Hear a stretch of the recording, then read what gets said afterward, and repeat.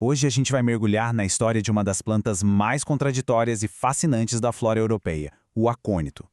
Pensa numa verdadeira joia da natureza, mas uma joia traiçoeira, que esconde segredos mortais por trás de uma beleza que, olha, é de tirar o fôlego. E, para a gente começar a entender essa planta, é só olhar os nomes populares dela. De um lado, capuz de monge, que soa como algo sagrado, talvez até protetor. Do outro, mata-lobos, um nome que não deixa a menor dúvida sobre o quão letal ela pode ser. Essa dualidade, essa contradição, é o que está no coração da nossa análise de hoje.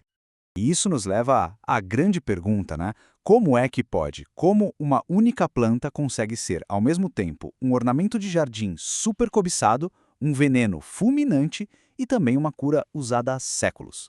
É esse mistério que a gente vai tentar desvendar agora. Vamos começar pelo lado mais sombrio da história, o lado que deu a fama ao acônito. E a reputação dele como um veneno poderoso não é só lenda não, é um fato científico que chega a ser assustador. E o perigo, curiosamente, começa justamente na beleza dela. Imagina só, hastes altas que chegam a mais de 1 metro, com flores de um roxo ou azul tão intenso. E o formato é único, parece mesmo um elmo de um cavaleiro medieval ou o capuz de um monge. Fica fácil entender por que tanta gente quer ter essa planta no jardim. Ela é imponente, escultural. Só que essa beleza toda é uma armadilha. E aqui vai o primeiro aviso, e é um aviso crucial. Para se envenenar, não precisa nem comer a planta. A toxina dela é tão potente que pode ser absorvida direto pela pele, ainda mais se tiver algum cortezinho, por menor que seja. O simples ato de manusear o acônito sem luvas já é um risco bem sério. Agora, a parte científica por trás disso é fascinante. O veneno se chama aconitina, é um alcaloide. E o que ele faz no corpo? Basicamente, ele desliga a comunicação. Ele vai lá e bloqueia os canais de sódio, que são as portinhas que permitem que os nervos, os músculos e o coração recebam os sinais elétricos para funcionar. É como se ele desse um curto-circuito geral no corpo. E a progressão dos sintomas é terrivelmente rápida. Começa com uma sensação estranha na boca, um ardor, um formigamento. Em pouco tempo isso evolui para problemas neurológicos, vômitos e aí vem o mais grave. O coração começa a bater completamente fora de ritmo, o que leva a uma paralisia e, por fim, à morte. Mas o ponto que realmente choca é a potência disso tudo. A gente está falando de uma dose letal de apenas 2 a 4 miligramas do veneno puro. Isso é uma quantidade minúscula, quase um grão de areia, que a gente mal consegue ver a olho nu, mas que já é suficiente para ser fatal para um adulto. Isso coloca a aconitina entre os venenos de planta mais poderosos do mundo. Mas, como a gente prometeu, a história não acaba aqui, no veneno. Agora a gente vai virar a moeda e olhar para outra face do acônito. Como essa planta mortal também se tornou um remédio valioso.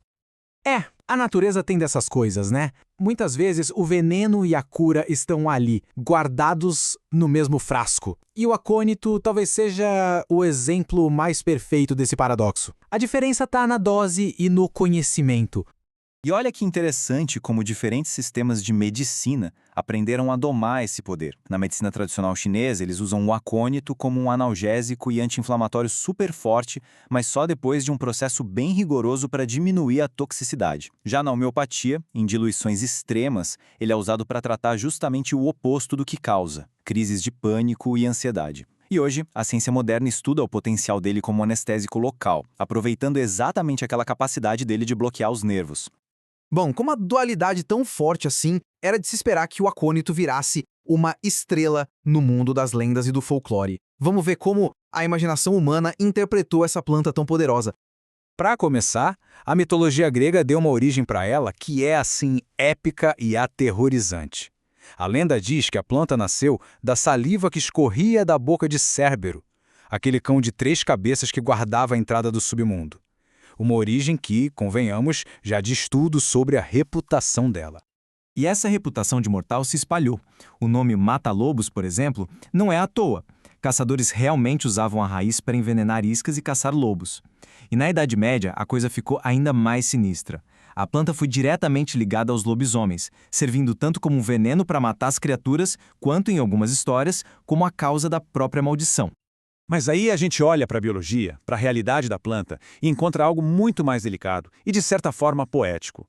Longe de cães do inferno e de lobisomens, a sobrevivência do acônito depende de uma parceria.